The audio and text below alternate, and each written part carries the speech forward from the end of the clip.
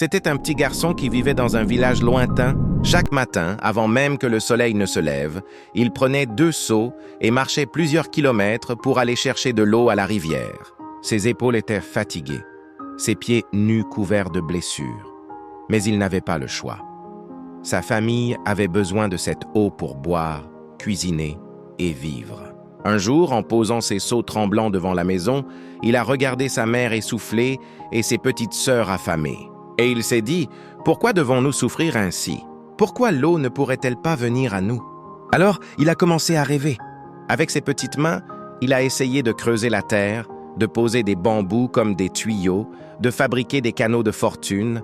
Les villageois se sont moqués de lui. « Tu es trop petit, tu gaspilles ton temps. » Même ses amis ont ri. « La rivière est trop loin, c'est impossible. » Mais chaque soir, au lieu de jouer, il continuait. Il échouait, recommençait, échouait encore.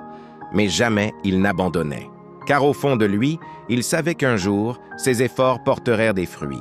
Et puis, après de longs mois de travail, un miracle est arrivé. Un petit filet d'eau a commencé à couler devant sa maison.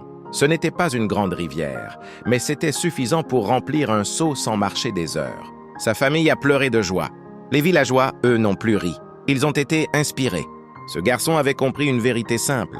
Ce n'est pas la taille de tes moyens qui compte, mais la force de ta persévérance. Il avait ramené l'eau de la rivière à sa maison. Et son histoire est devenue une leçon. Quand tu refuses d'abandonner, même l'impossible finit par céder.